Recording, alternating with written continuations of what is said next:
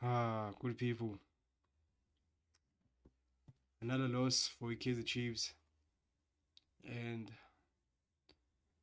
the way that we lost the game, it's really annoying. I won't lie to you. It's really annoying. You see, when you lose games and you don't have words in your mouth to say, but except anger that is running deep inside you. Because what really pisses me off, like literally, is that we had a whole week to prepare for this game. A week to prepare for this game. And in this whole week to prepare this game, because we knew Guti Stellenbosch has already beaten us twice in a row.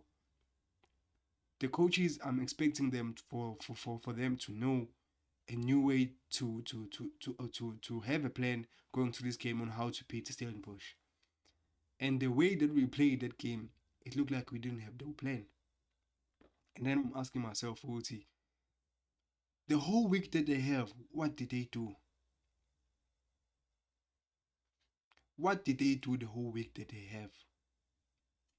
Stellenbosch were playing on Saturday. It was the 21st. I think it was the 21st on Saturday. So they didn't have time to prepare for this game. But when we played that game, they looked better than us. How is that happening? Is it a player thing or the coach thing? But at the end of the day, we have to speak about this. At Kaizer Chiefs, we've been crying about coaches. We could say, "Oh, we don't need this coach," and then another coach comes, and then it doesn't look well. "Oh, we don't need this coach." But with this squad, we had a coach that was very good. I know a lot of people don't like Nabi, but Nabi, I think he did better than his coaches.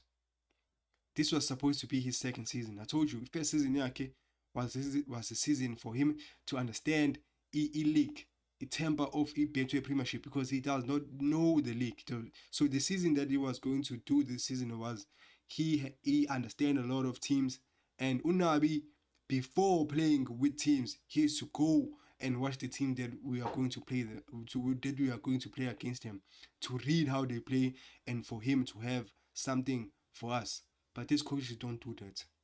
You do not see these coaches going to our games to watch other teams that we are going to play against on how we are going to beat them.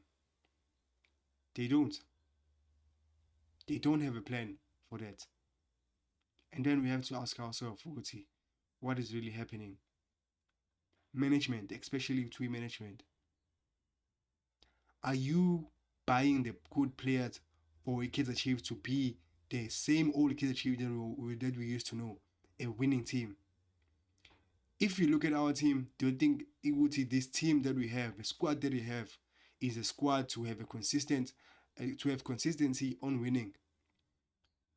But at the end of the day, we have to look at our squad. We are always chopping and changing. We don't have a strong starting 11 for us that we're gonna sit here and say, okay, this is our strongest starting 11. But every game we have to change players. Doesn't that disrupt the rhythm of the players? I think it does. It disrupts the rhythm of the players. But at the end of the day, these coaches are just coaches, they are not managers. They are being told by the board that they need to do changes. Because every player has to play. If every player has to play, why are not some of our players not getting game time? This is ridiculous, man. This is literally ridiculous. First off,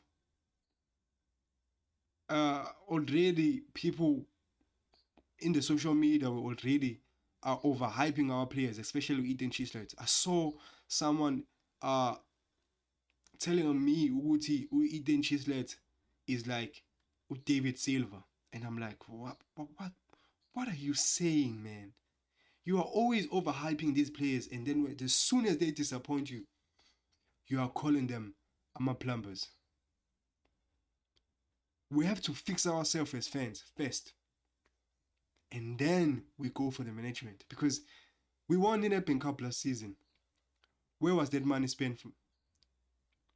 Why is the management don't want to spend money on players who we know they are going to be our starters, not this chopping and changing thing.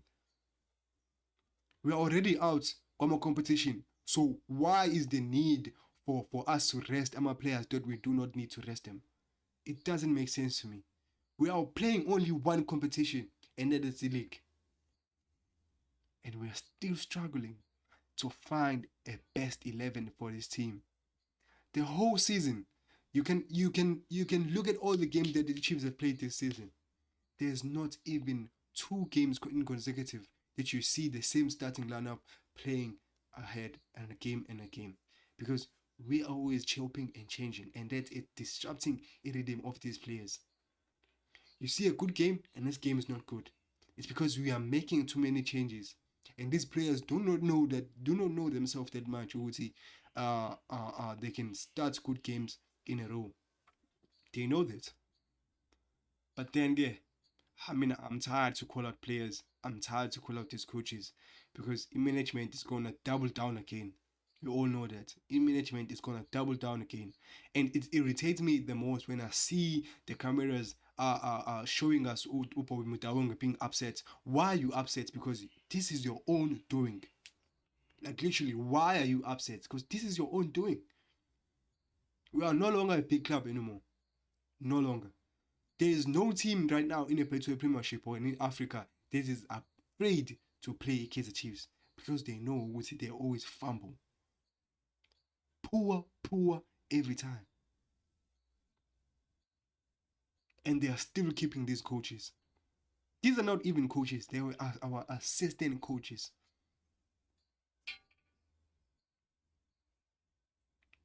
Kaizer Motaung. I mean, I'm not calling the players, I'm calling you out. Like literally, you are not doing good things ever since you took over from your father's reign. Your father did a great job, and you guys are not doing a great job. You are really not doing a great job. If we knew Uguti, maybe this club was not owned by your family, I would be asking you to be sacked, because you do not know how to buy players who are going to be a good squad players for this team. It's like you are picking, it's like you are playing FIFA when you are buying players. We are not playing FIFA here. You need to buy players who are going to instill something with system of the coach, and players who are going to do something for the coaches. Unabi wanted quality players. We all know them. Faisal Saloom, Dennis, I forget to Dennis Ba, who was playing for Isimba. There were a lot of players that they were wanted by Unabi, and most of them were good players. But then when you do not want to pay the money, it's all because you don't want to play the money. I feel sad for the fans who are always traveling all over the world to watch this team, because every time when you are going to watch the team, they are going to disappoint you. They are going to disappoint you. Like, I'm really sad for all your fans who are traveling all over the world. When they want us to buy the merch, marketing Yab is always on point. But when it's come to buying players for the team, they are not on point. We have to speak out. Literally, we have to speak out. Going to this game, Orlando Pirates, I won't lie to you. I'm not confident. If we lose, I wouldn't be surprised. So, good people, let me just conclude this video. I think we'll do a live later to show you some other things that I want to speak about, because this was really horrific. Really horrific. Good people, I hope you have a blessed day. Danko.